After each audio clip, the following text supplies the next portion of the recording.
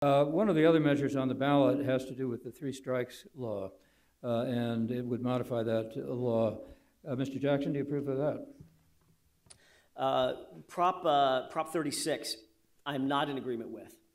And I couldn't be more clear about this either. And I think this is a point of departure between Ms. Lacey and myself, and I'm sure she'll speak to this issue. Prop 36 is a weakening of the current three strikes sentencing scheme. It would basically mandate that certain crimes cannot be, even in the discretion of the district attorney, cannot be tried for a or cannot be sentenced to a 25 to life sentence. It takes away the DA's discretion, ultimately, at the end of the day. And that's what I think the public pays us for, is to use our experience, which I've had in the courtroom and out, and to use our discretion.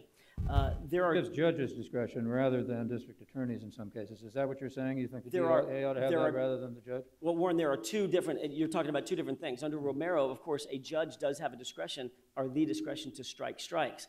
The district attorney's office also has the discretion whether or not to file strikes in the first place. So that's the discretion I'm discussing. And there are some hidden flaws in the drafting of this particular legislation.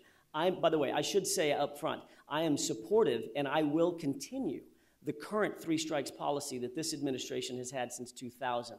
I'm not going to change that in the least, but this policy does include an element of discretion.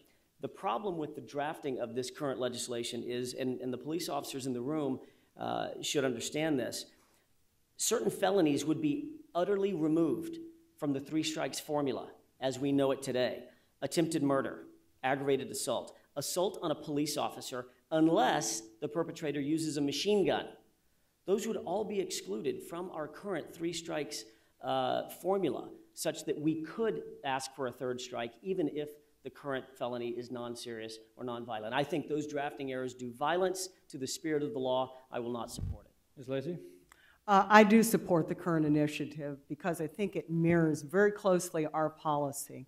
You know, Mr. Jackson has said that he would follow our current policy. We already are doing what the initiative says in LA County. We've made it work for the last 10, 11 years.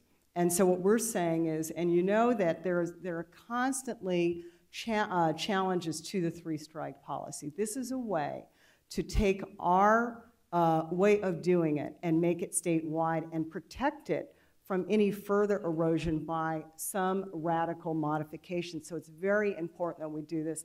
I think this also will help with realignment. There are several people that are in state prison for life who were put there before this administration, who would have an opportunity to petition to be released, and that would leave more room for the more violent and serious criminals who should stay in. And so I'm supportive of it. It's already what we're doing. It seems to me it's a lack of leadership to say one thing, well, I support what we're doing here in LA County, and not want to extend it statewide.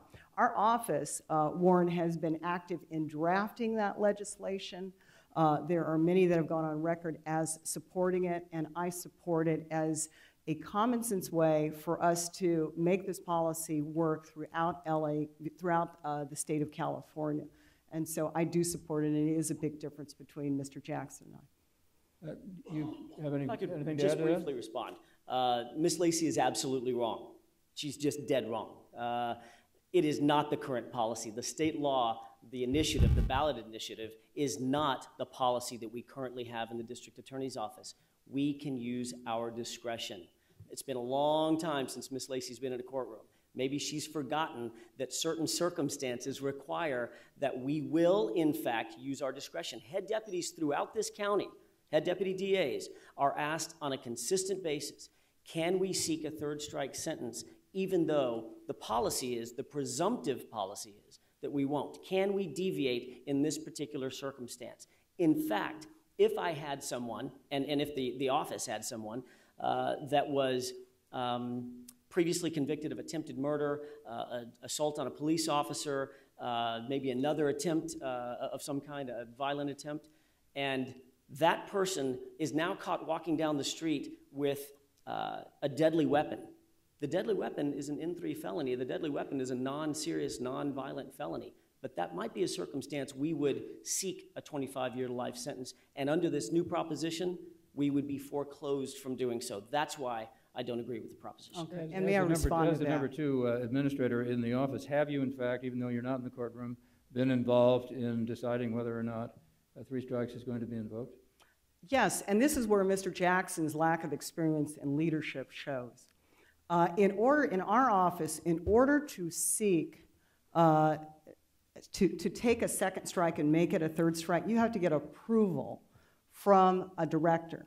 And I can tell you that very few, if any, of those approval memos actually come up. So the reality is in that most of the cases, and he would know this because he really hasn't been in a line courtroom, he's been in a plum assignment for the last 6 or 7 years. The truth of the matter is that very few of those memos actually come up. Very few of those times does it actually happen. And I resent the demeaning attitude of Mr. Jackson. You know that death penalty case that you tried? I was probably on the committee that approved it. I was probably on the person you had to come and seek approval from on that committee. And so to say that I am not familiar, I am out of touch, this is ridiculous. This lacks an understanding of what it means to actually run that office. We don't let lawyers independently in the courtroom just decide what they're going to do when there are 1,000 of them. There have to be policies and consistencies in place, and there has to be some accountability.